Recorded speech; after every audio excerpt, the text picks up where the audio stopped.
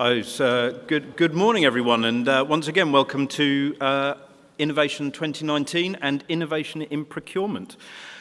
I would just like to remind everybody that the hashtag for today is Innovation 2019, and I am Kevin Sorkin, and I am the Director of Global Government Forum.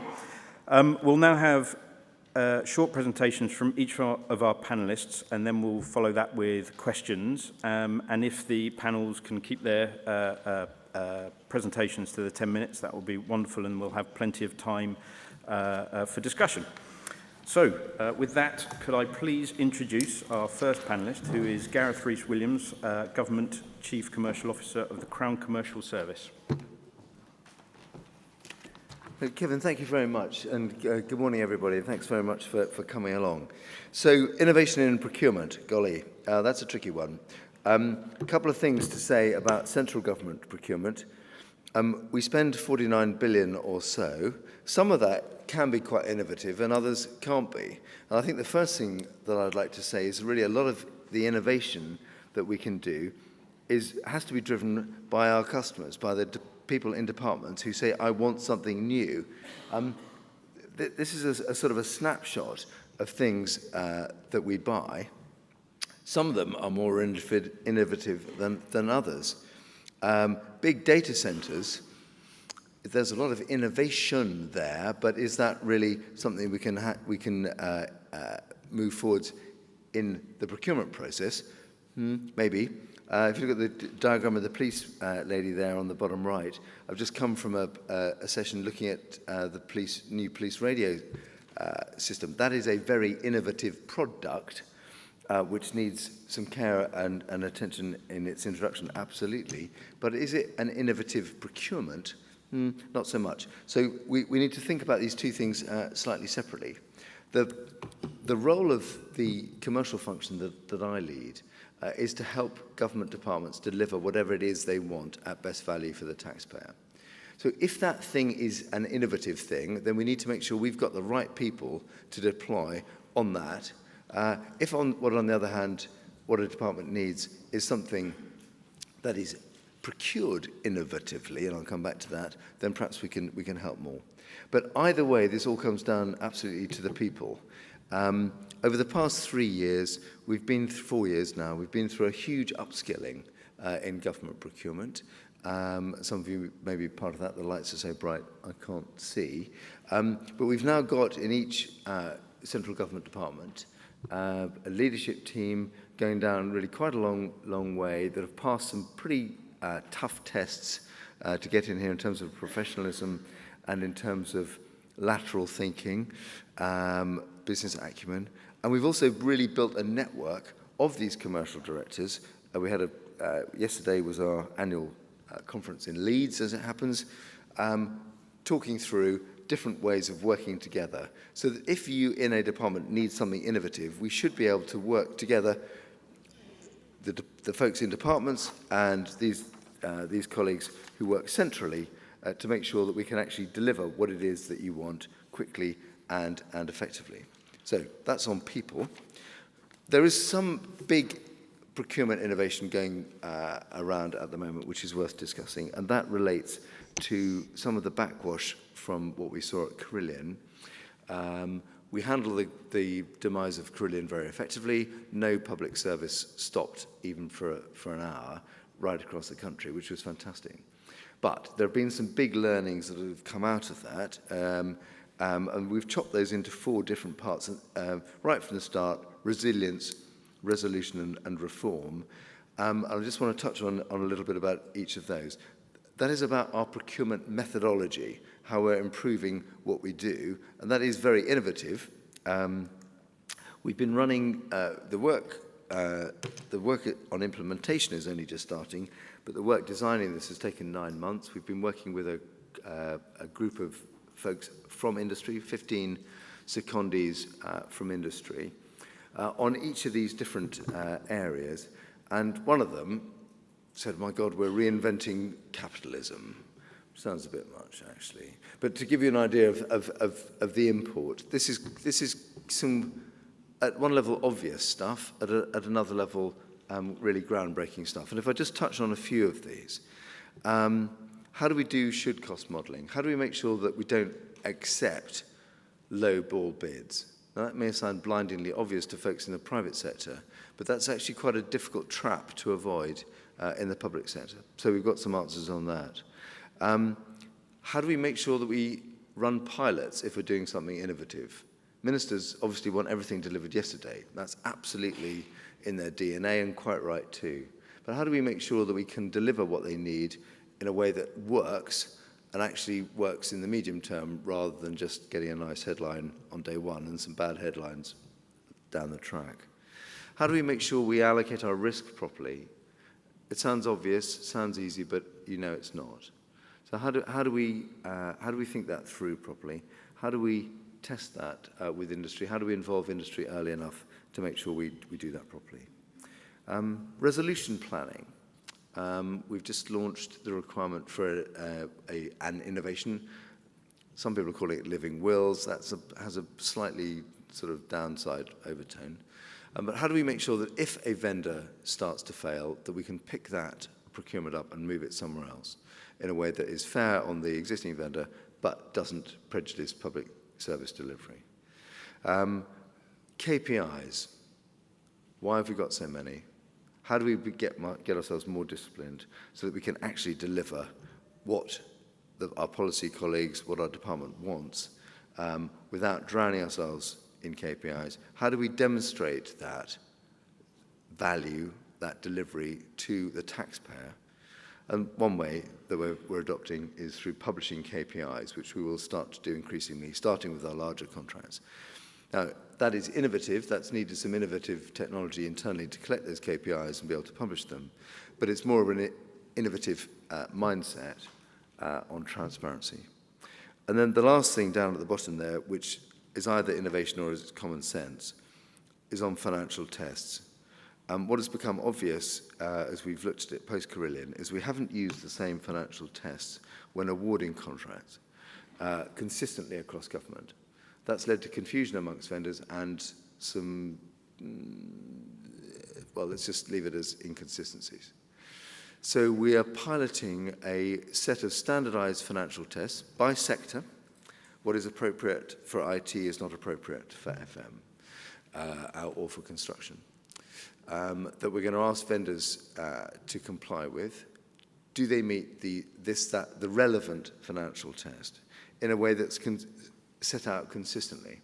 That will help vendors know what is coming so that they can meet the test and therefore participate. But for what we've called our gold contracts, our critical contracts, we're now going to ask vendors to attest every year that they continue to meet those financial tests. If they don't, then we can take the contract off them.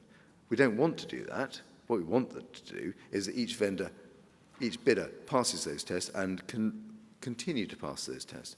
We're helping make the industry more stable, stronger, with a slight stick if they don't. So that is another example of innovation in what we're doing. All of this is around building a vibrant market that can deliver for us and deliver for the taxpayer. And another innovation that we've launched, which is not a technical innovation, but I think will be crucial, is around prompt payment. BEIS, the business department, about a year ago launched a database on payment terms. For the first time, we've actually now know what terms our vendors are actually paying in rather than what they say they're paying in. Most times they're the same, sometimes they're not. So it's public data now. If you look on gov.uk, you'll be able to type in payment terms database. Up it will pop. You can download it, give it to the Daily Mail if you see things that you look egregious. And we're going to be using that data, frankly, to exclude vendors who are not paying promptly 60 days across their whole supply chain, not just their government supply chain. And that starts in September.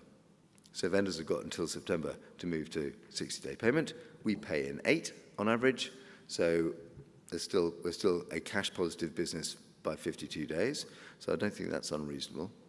But that's an innovation that will help, again, drive stability, drive liquidity in a supply chain, and that is good for the economy as a whole. That's not just good for government procurement, but that's good for everybody.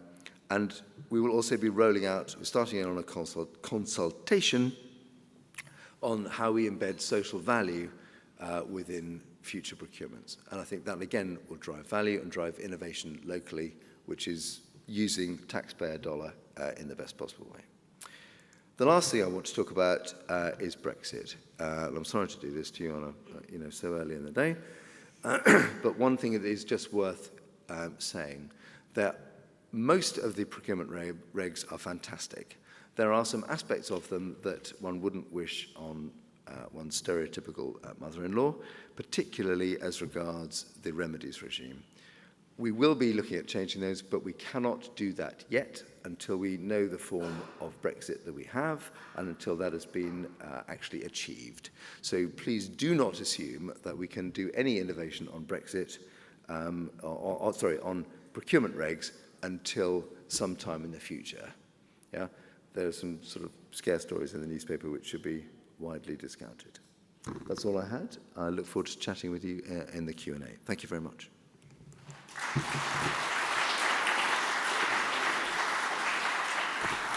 Thank you very much, Gareth. Now I'd like to welcome to the platform Jane Barrett, founding partner of Cadence Innova.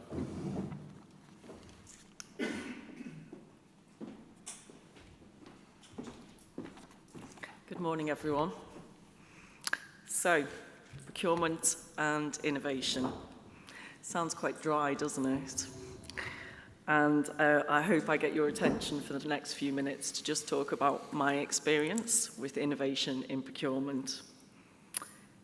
Governments around the world are some of the major purchasers in probably lots of different service lines, and ones that you probably wouldn't even dream of, actually.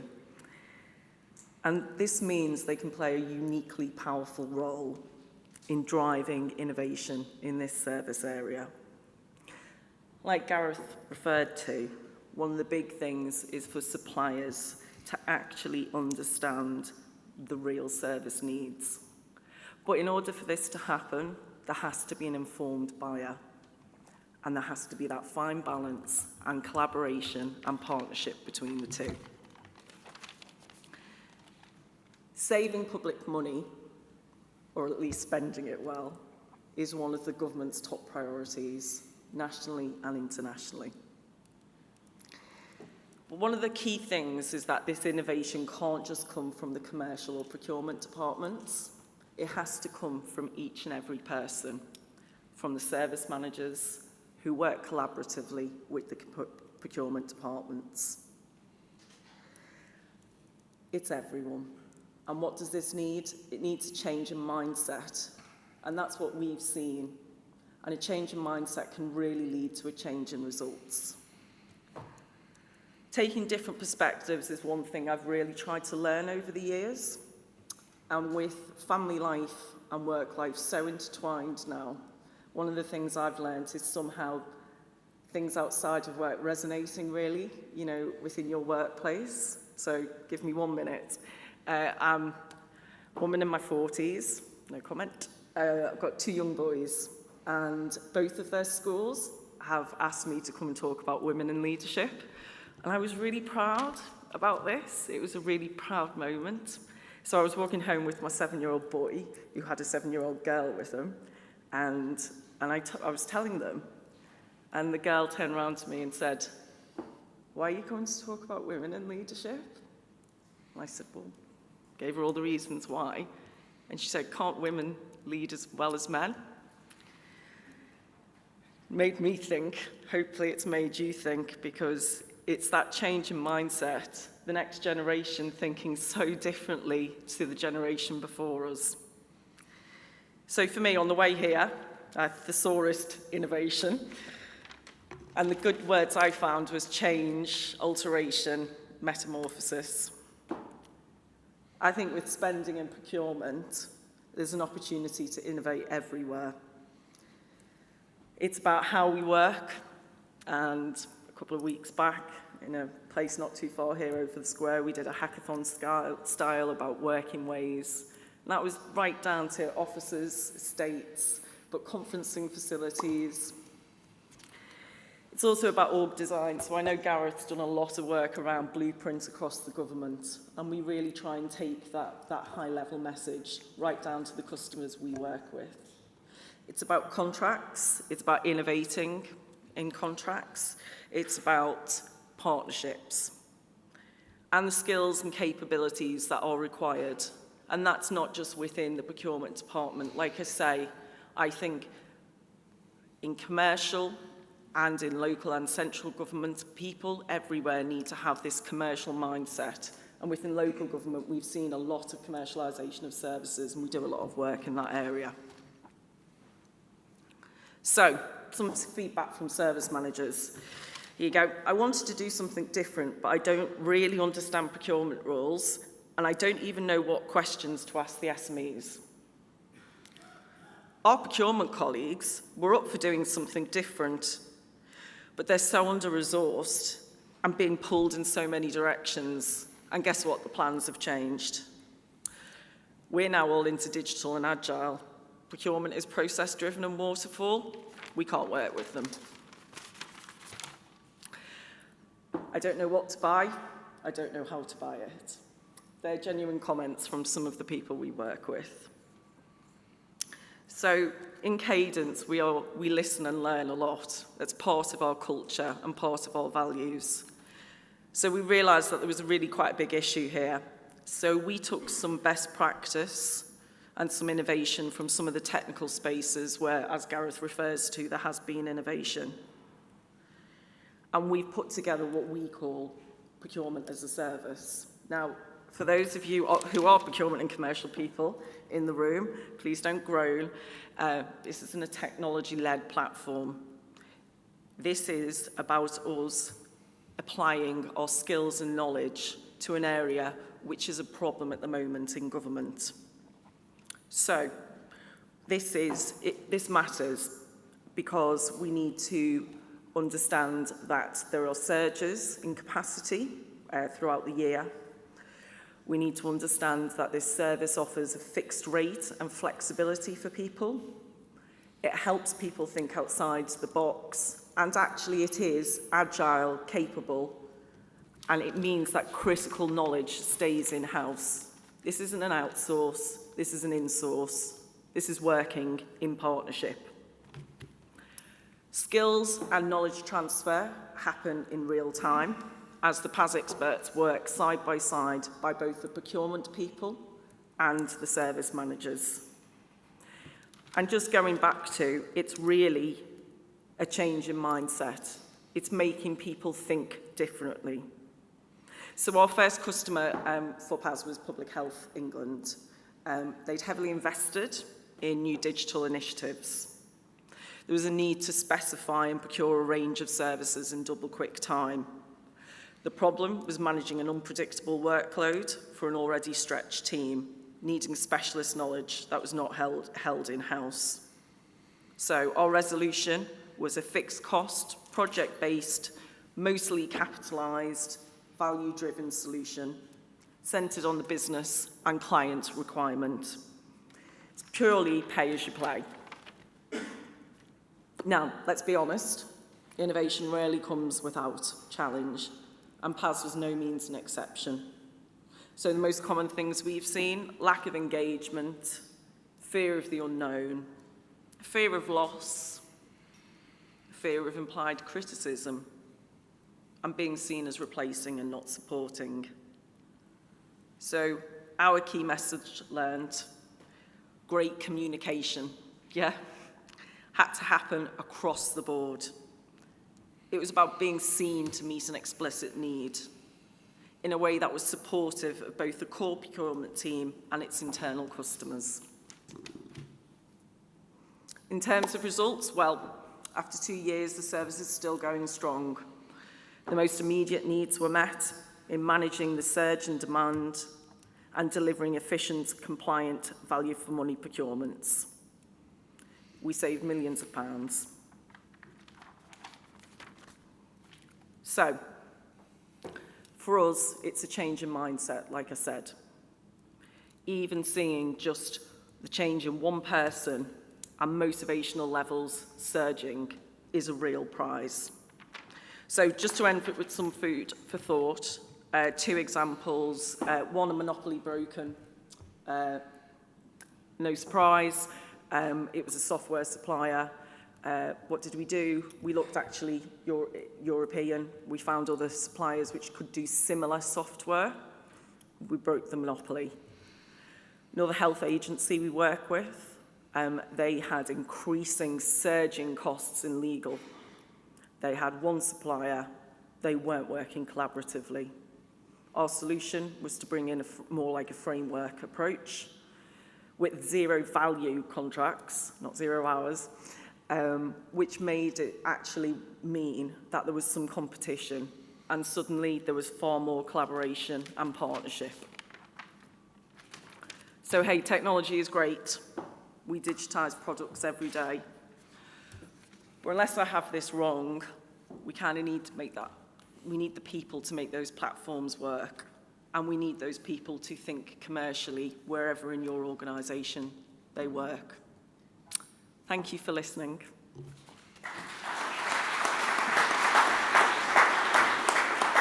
Thank you very much, Jane. Now I'd like to welcome to the platform Nihat Arkan, the Chief Executive of The Big Word. Good afternoon. I just want to make sure that I am not alone in this room. Is there anybody among you who works with the government as a vendor? Yeah.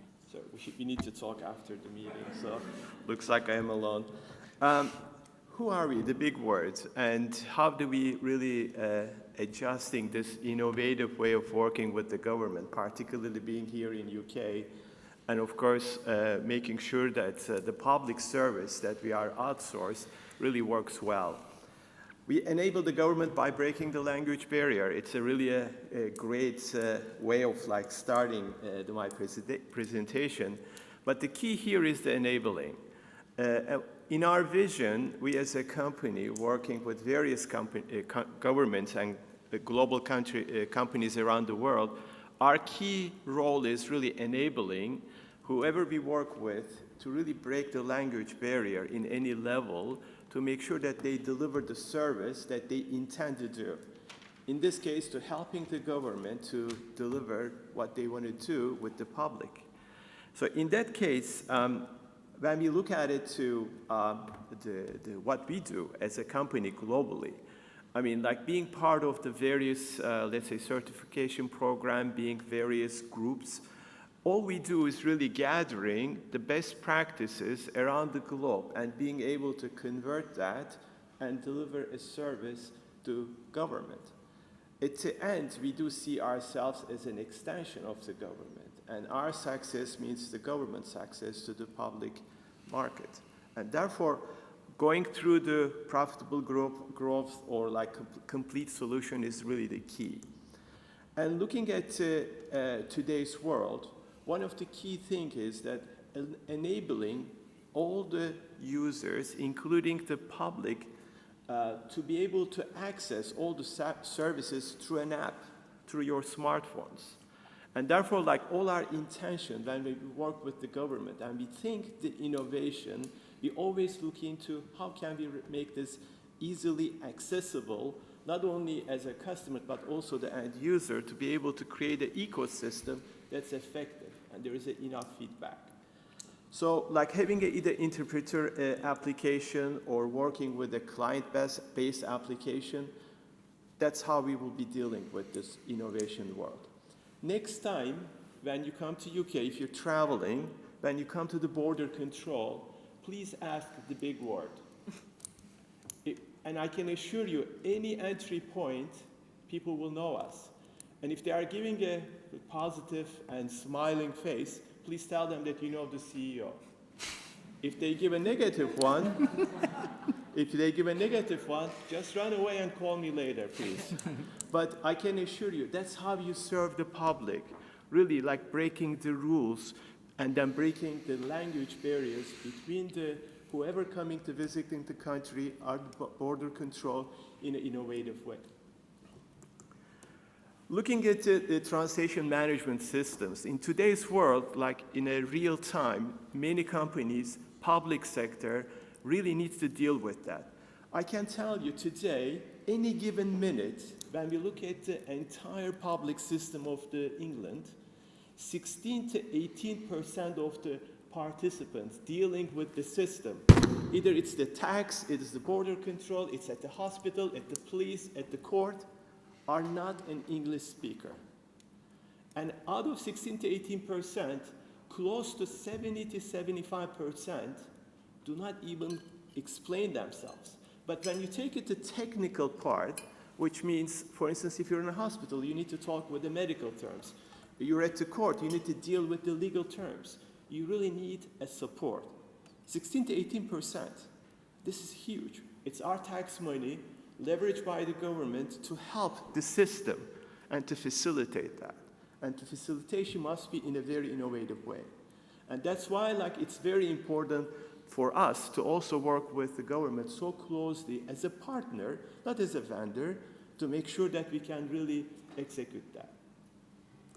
So, when I look at our company, what we do, like having a 1 million minute of telephone interpretation every single month, and having over 20,000 face-to-face interpretation all around England, Scotland, Wales, dealing at the customs, dealing at the courts, working with thousands of documents. That's very, very critical for the government to really maintain the service level with the citizens. It all goes through our system. And we are very proud to say that over 256 languages that we can really give that service. And sometimes in seconds, pre-seconds. We have a motto, we say we save lives. When an NHS ambulance goes into a place that the person that they have to pick and put in ambulance, before they get to the doctor, they have to ask critical questions. With a click, they can connect our interpreters in any languages and be able to get that. This is public service. It's a great service, but then the burden is on our shoulder. As Gareth outlined, when we are delivering that service, we really, truly feel the big, big pressure on our shoulders. And we really have to perform that. So there are some use case studies that I like to really share with you very quickly, since the commercials are over about the big word. Like when I look at the Minister of Justice, like the court systems, looking at really the proceedings in the prisons, when we look at like some of the clarity that's required at the borders, really we work very closely with the Ministry of Justice. Same time, when I look at the Department of Work and Pension, it's extremely critical for the new citizen or the people who are going through the process of like applying to citizenship, and at the same time, the British citizens who are living abroad, who definitely needs to deal, Brexit, pre-Brexit, post-Brexit, with their pension plans. And going through some of the explanation they need to make to the tax purposes, the countries that they are living. They all need translation. They all need support in real time. And again, if I go back to the police, please think about it. I mentioned the 16-18% of the people within the public system in any given second are not an English speaker. If some, let's say, disturbance happens, either in the bar or in a given house, when the police arrives, if the people do not speak the language, how do you deal with that situation?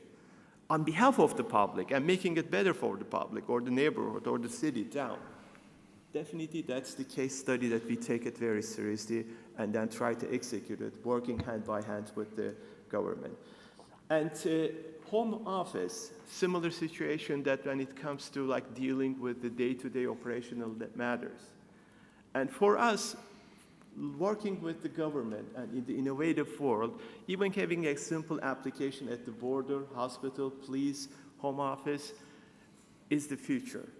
And we see that being expanded. Every given day, because of the success that's being achieved by the British government, we are receiving inquiries from Netherlands, from Israel, from Turkey, from US. Everybody is looking into this model and to see how they can really truly expand that. One example I would like to give it to you, and this will be the only example I will give as a commercial company. I think Gareth mentioned it, and I think it's a brilliant point. The payment system.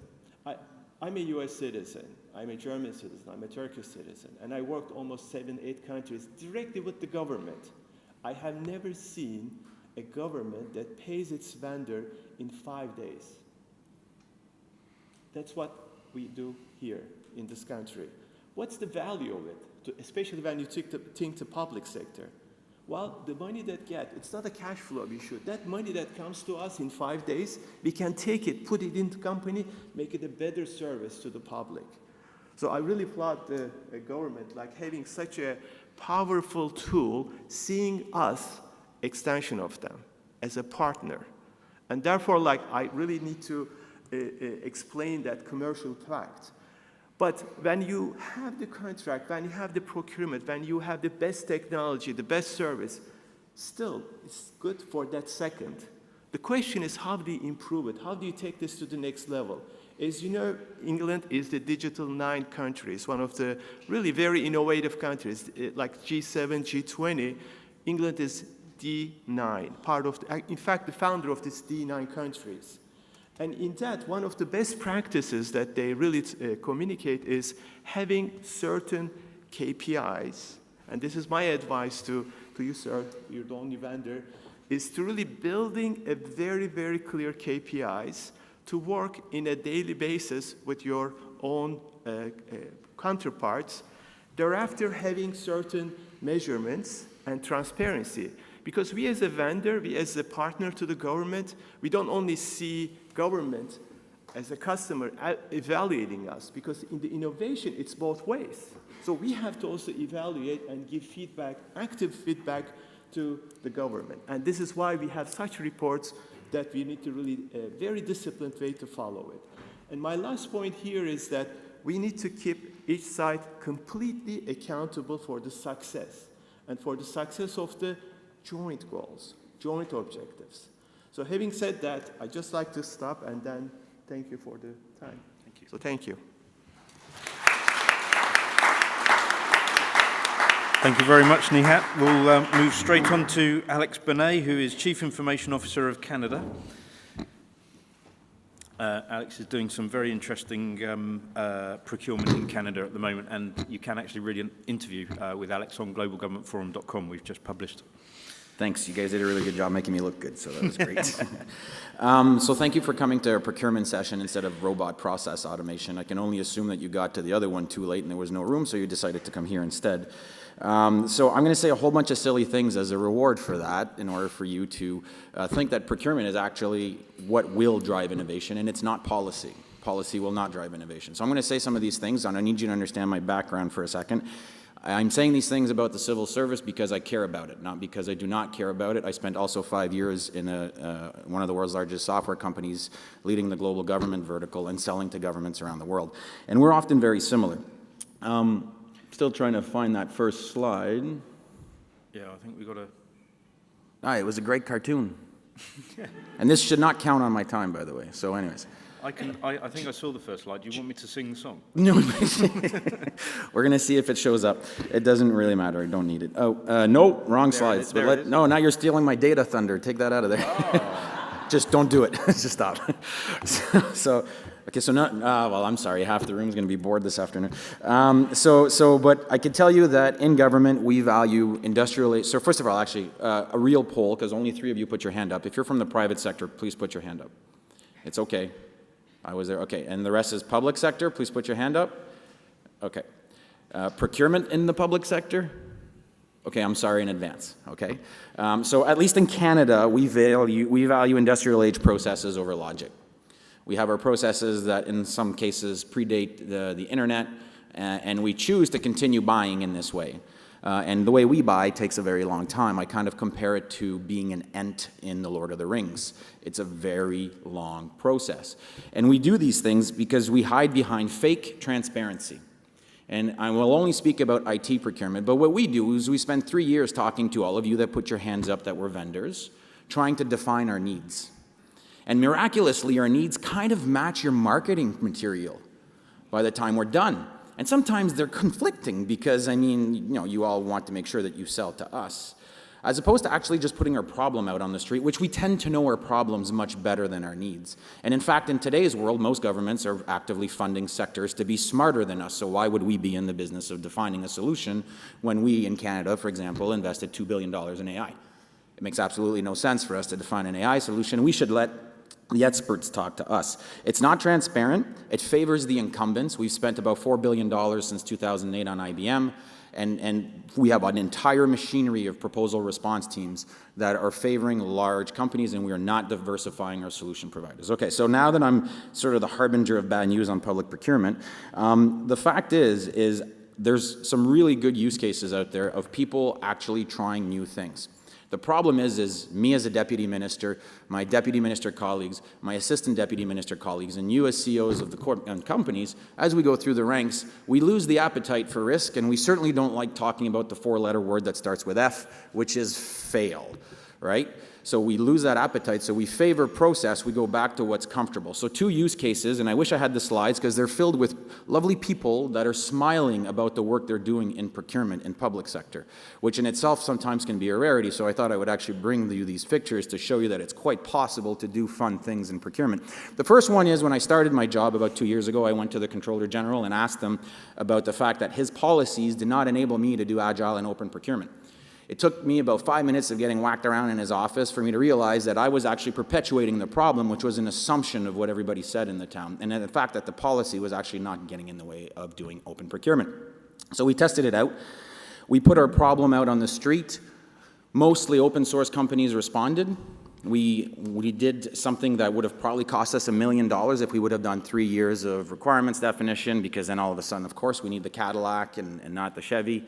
Probably different brands for you folks here, but you get the point. Pardon my American bias as a Canadian. And then 2 years of buying the thing, and then if we're lucky, 5 years of deployment, and it's a bit of like, press the button and pray that it works. So that's like a 10-year thing, and like the internet has only existed really commercially for like 15. Right? 20. Sorry. Oh my God, 20. It hurts. So nevertheless, we put our problem out on the street. Hey, smiley people. Great. So it took us 6 weeks to buy the thing. We had 11 different solutions submitted to our problem. We just put a 2-page problem statement out on the street. We did not put a 200-page RFP. We did not put any massive terms and conditions. We stopped the behaviors of being sued over the last 30 years. That has increases all of these terms and conditions that makes it impossible for anybody else to bid. And we had 11 SMEs bid on this thing, 4 finalists. They showed us a real product. They did not show it PowerPoint slides. They did not respond with Word documents. And we actually deployed the first solution within 2 weeks after buying it. So all in all, it took us 2 months. It cost us less than $100,000, all SMEs that applied, because we were able to break down our problem into a manageable chunk. All right, and we're actually able to move things around, and we did not spend 2 years trying to define a problem, and we just put the problem out. So that was our first experiment. To be honest, we failed at a couple others, but now we have $3, $4, $5 million in agile procurement going out on the street, where we're working with technology providers to show us real things. Okay, don't give me your pre-baked PowerPoint slide that fakes automation all the way through the demonstration, because I know it's a PowerPoint slide. Okay, show me the real product, and we're actually working with vendors that we've never worked with before, and we're distributing sort of the $6.5 billion that we spend on a yearly basis across the system. Okay, so another example, and we've grown from that, is this is our HR and pay currently in the Government of Canada. For those of you that don't know our problem, just Google Phoenix and Google Government of Canada. You will see that we have probably the biggest management catastrophe on our hands in the history of the public service in the country. A $300 million pay upgrade turned into a $5 billion boondoggle and counting. We have about 500,000 people that either have not been paid or overpaid. It has been a complete nightmare in the past 3 years. So luckily, our team got saddled with the easier mandate, which is please find a replacement for this thing. You're doing 300 bug fixes a month, 12 to 15 change requests. You wouldn't even go live with it today if you had a choice. Yet here we are. Massive, massive problem. Little did I know that the Phoenix tattoo that I have on my left shoulder would come back to bite me 10 years later. And I live this drama every day. And I highly encourage all of you technology folks not to call an IT project Phoenix. Because if it doesn't work, like, it's not coming back. Okay, so a few things on this particular process. As we knew our problem, it's pretty evident our problem, actually. We feel it and we live it every day. In fact, the 3 people that are in charge of this project have pay problems themselves, right, and have invested interest in doing this. So instead of asking for a paper response, what we did is we kind of created Hunger Games for vendors. So it's not fun if you're one of the vendors. It's highly entertaining if you're on the government side, however, in this weird sort of Machiavellian way. So what we asked for is software as a service solutions. All right, we did not want binders of responses. We wanted working prototype environments. right? And that we would create a series of gates, and we didn't know all the requirements when we started. We knew that we couldn't pay people. We knew that our HR and pay wasn't working. We knew that our data wasn't working. We didn't have all the requirements. Frankly, we didn't have anything.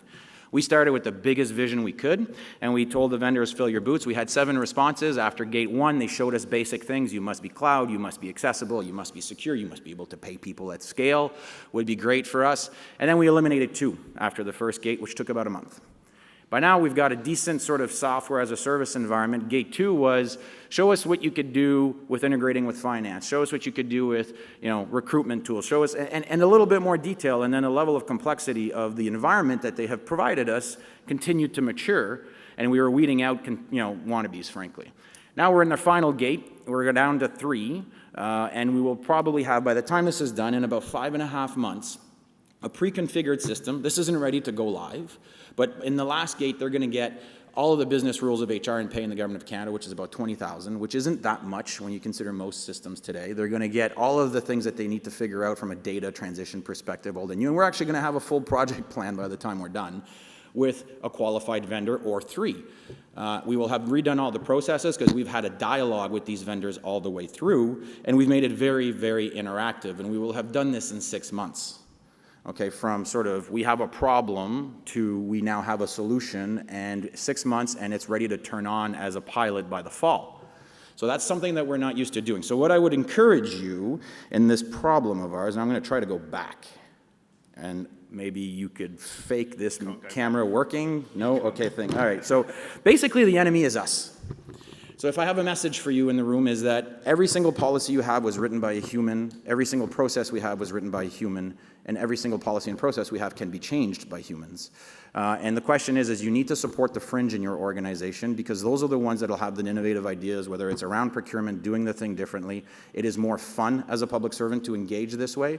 We know our problems. I do not need vendors to tell me my problem. I know my problem, okay? What I need from vendors is a whole bunch of different solutions, and that's where we'll get real partnership. So change the way you're approaching the problem and make sure that you understand that risk and failure is status quo and nothing else, and now this thing's really flashing red, so I will thank you for your time and look forward to your questions.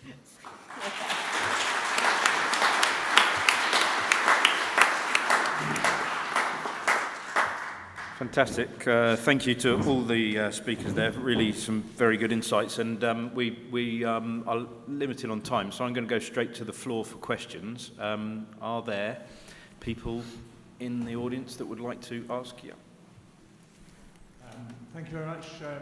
I'm Hugh Meredith from UK Government Work and Health Unit. Thanks very much for the panel. Really interesting and entertaining. I've been hearing a lot today about diversity, about connectivity, about all the sort of multi-dimensional aspects of things that can work effectively together. I'm totally for that. I think what worries me is, particularly in the digital and tech arena, the degree to which this is also leading to fragmentation.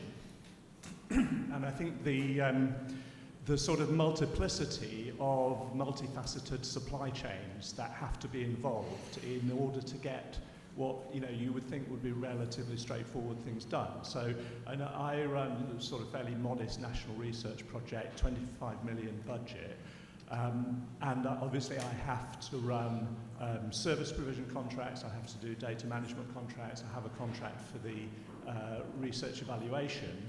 But I've also had to commission a fairly modest piece of software to do the randomization of participants.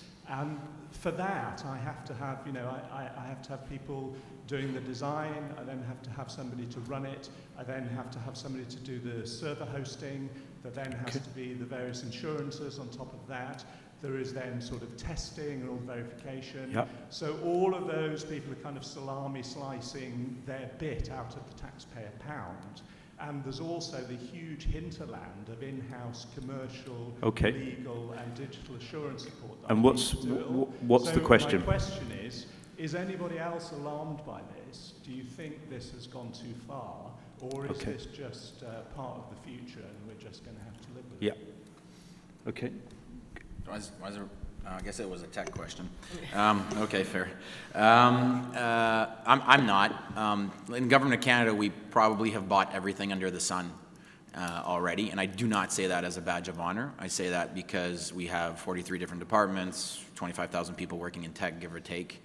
What we're interested, and part of that has been because of us. Frankly, it's been because we didn't have our standards in place. We didn't have an API strategy. We didn't have a data sharing strategy. We have some of our legislation that still has the words, send information using the fax machine. I think in your NHS, that's a big deal here lately, for example. So a lot of that, frankly, doesn't fall on anybody else but us in the public sector to kind of get our act straight and update some of the core pieces that we're responsible for so that we could tell people what we need and what we want in a much more clear fashion. So for us, it's been all about interoperability in the last 18 months, whether it's of data, whether it's of programs, whether more importantly of legislation, and that leads to different procurement outcomes. But we're not there yet. We're about, I'd say, halfway through the journey, and I got an election coming, so it'll slow us down a little bit, something about a democracy. Unfortunately, is going to get in the way of all the great progress of updating our legislation. But yeah, for me, it's not something that I'm personally worried about. And I do think if we look at different procurement options, it resolves the problem. And we have to get used with more data, more software, more innovation, more change, more quick. That curve is not changing either. I think it's going back to what I said as well in the presentation, which is working collaboratively and trying to think outside the box. So I recognise all of the issues you've said. I think sometimes it's actually just taking the time to sit down between the service users and the procurement experts to work out what is the right solution. I've seen lots of wrong solutions, but it's about really looking at what outcome are you trying to achieve overall and working backwards from there. And we find time after time that really helps. Yeah, from the vendor perspective, that's really, we haven't seen as an issue at this stage because everything we have done so far goes hand to hand with the government.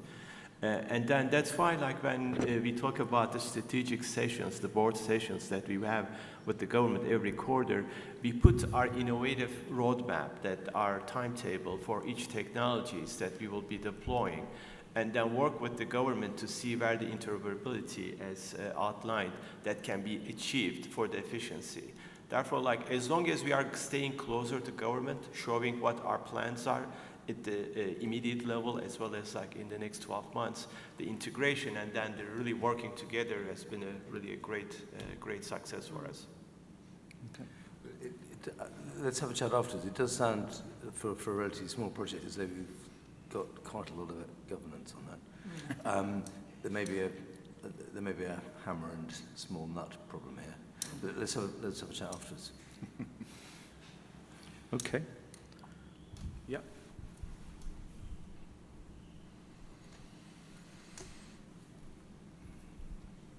Hi, I'm Nabina. I work for the Ministry of Justice. This is actually a question for you, Alex.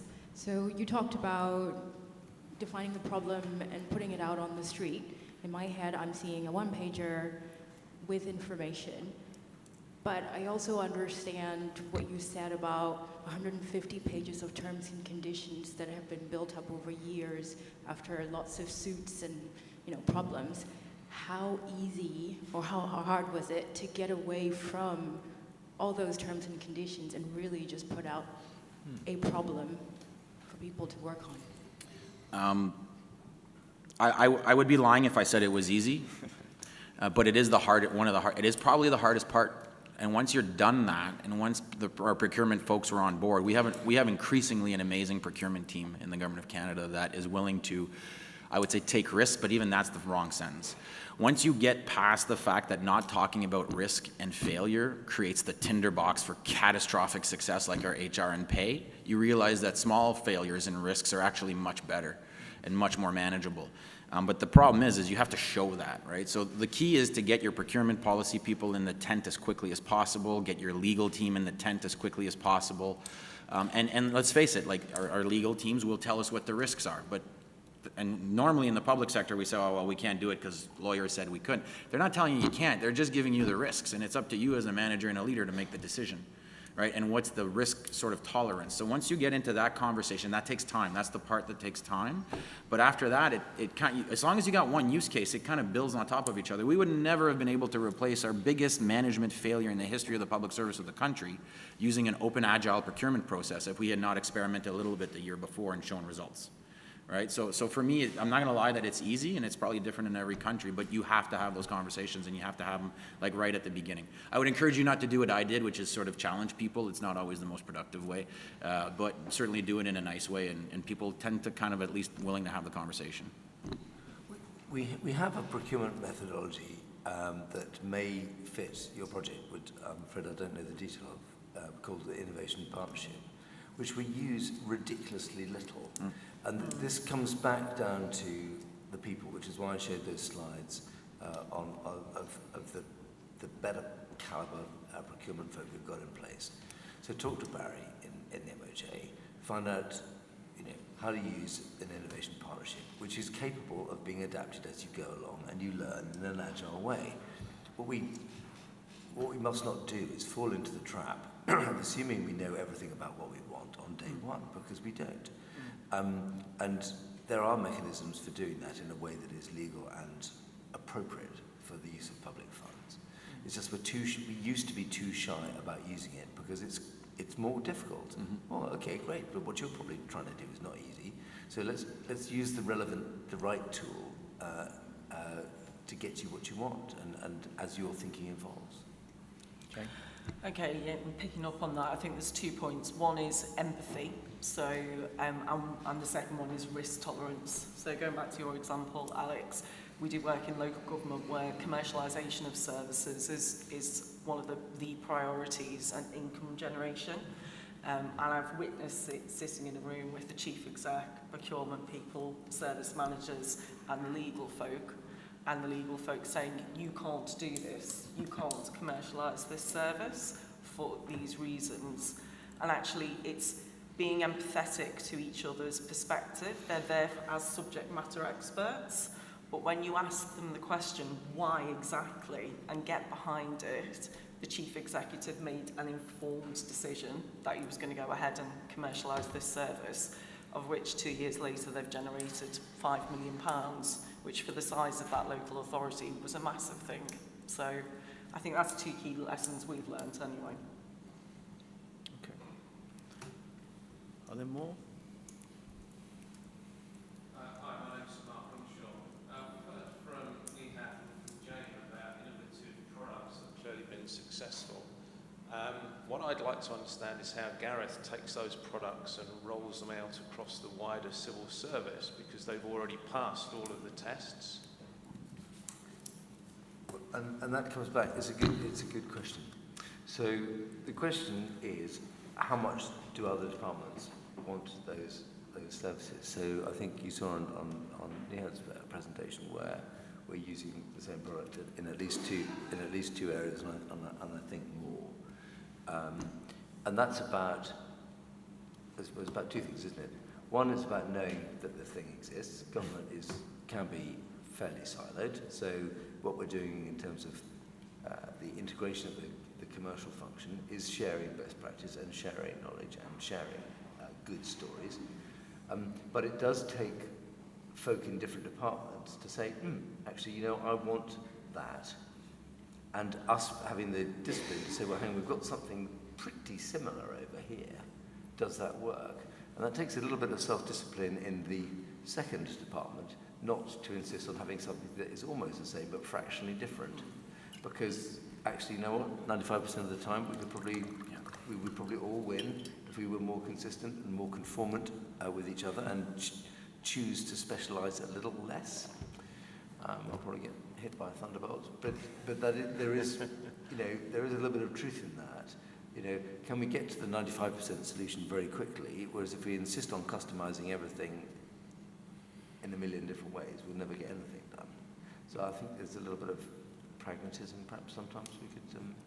Yeah, maybe I can give a real example to this, to build to what Gareth said. Like a few months ago, we started talking the Ministry of Justice, how vast England is a country, and then how many different destinations that we need to really provide this language and interpretation services. So then we introduced a video interpretation model, where it's just a small tablet that you can have at the prison, wherever you like, and then simply connecting that in over 250 languages to linguists around the globe. And we piloted it first with a few prisons, then we now planning to expand to the entire country. But in each step, we worked with the Minister of Justice, showing the value, showing what it takes to deploy this, and then the timeline-wise, what's needed, and infrastructure-wise, what we should do. And then Minister of Justice also assessing the value of that and need for that, and then eventually deploying. I think in a few months, we're going to be deploying that all around. And comparing today, we can serve actively sending a linguist in a real time to a 300 specific location will go up to 1,000. Only because that we will have this innovative way of like working with the government and deploying this specific service. I think I can just come back on that. I mean, mechanistically, how do we know that we've got common requirements coming up? And it was, for those of you with fantastic eyesight, you'll have seen on the more complicated of my slides, we will be publishing our pipelines of future requirements, such that we can then, once we publish them, that we can then look at them, or frankly, vendors can look and say, oh, hello, we've got two upcoming requirements here. If we haven't spotted it as government, then vendors probably will, and say, well, hang on, can we link those two things together? But we're in baby steps on this, aren't we? Because we do love specifying different stuff, because we are different, aren't we? And that is a nightmare, isn't it? We've got to accept we can deliver much better results for the taxpayer, for the citizen, if we'll only use standard product. Okay. Are there more questions from the floor? Hi, this is probably more of a question for Gareth, but I'd be interested in the panel's thoughts. I'm from the Office for National Statistics, so it's a lot of our work is data-driven, evidence-based, but in terms of procurement, I'm interested in the flex within the system to buy local. A lot of government services and big public procurements are all a one-size-fits-all, and we don't often have the flexibility to source local suppliers for local initiatives. From an innovation perspective, is that something that we should be looking at rather than just having a one-size-fits-all supplier? We do have the flexibility. It's just we choose not to use it. And one reason we choose not to use it is we don't, back to something that came up earlier. This is resource hungry. So how do we make our resource go far further? So we're rolling out increasing categories on what's called the Crown Marketplace, so that will automate, slicken up our procurement processes, so we can get more procurements done per head, which will allow that, because we have got ourselves into a terrible place over the. Hopefully, we turned the corner a few years ago, where we frankly did not have enough qualified procurement people to do anything other than buy one size fits all, which virtually is one size fits nobody. That's one thing. There is, however, a downside to this. If we run a procurement that says, oh well, I come from South Wales, we say, okay, well we need a vendor as part of our social value attributes that happens to exist within 5 miles of Caerphilly Castle. That could be good, that it addresses the local need. But if there's only one vendor who fits that, then are we getting value for money? Are we accidentally allowing favoritism, let's not even say corruption, to come in? So we need to be careful that we don't over-localize and actually accidentally restrict competition, because that will also restrict innovation, quite apart from value for money. So I think that's just about having, where's the trade-off between local and competitive, between local and innovative. But certainly we're going out for consultation on these social value criteria that everybody, so we can come to a joint conclusion on what is the sensible balance to be found on that. But it's perfectly possible to do. We just need to specify what you want. And if you look at the FM, the new FM framework, I think we've gone from, I'll get the numbers wrong, 17 vendors on it to 250, because there's a local lotting on that now. So it's perfectly possible to do. We just need the time and the energy to do it. Can I maybe jump in as well? Since I'm leaving on Friday, I can maybe say something that you won't agree with, so I don't have to stick around. So, but I would put the problem back on you and say, how can you break down your problem scope to a point where SMEs and locals can bid on it, as opposed to launching big things all the time, which only favors large vendors. I'm perfectly happy to do a series of $25,000, $150,000 bids where a lot of big vendors won't play because they have too much overhead. I'm perfectly happy with that, right? Until they adjust their behavior, but that's on us to do that, right? And their models and our models are in sync because we've created these ecosystem of large competitive things, which you need a team of 15 proposal managers in the private sector to respond to. So there is a way, at least from what I've seen globally, is a trend to move towards smaller bite-sized problems that you can adjust as you go through and you avoid vendor lock-in. And there will be instances where you're going to need the big thing as well. I mean, don't kid you. I mean, statistics, you have some very large things to run, I'm sure. But like the problem statement also dictates who you get as a response back in a big way. I think, just lastly, I think there's a lot of lessons learned in this area in local government and local authorities, where they've really started to prioritise the social value elements of this. So I think we can learn lessons from that. And incidentally, we're starting to talk between local authorities and central government in certain regions, not because we've got the answer, but we're trying to work out what potential solution could be around that. Fantastic. No? I think I can only agree with the process, because definitely I agree with the intention of like it's breaking down to the much smaller lots, and that's also easier for us to, or for the vendors to deal with. And for instance, when we deal with a much larger project, the intention of managing that in the long term becomes the motto. But if it's a smaller ones, then it's really much more efficient and effective for both sides. Okay. Well, look, I mean, we've run over time, and I'm very conscious that that's your tummies that are going to be most upset with that. So I'd like us, could we thank this fantastic panel, first of all, and lunch is served upstairs.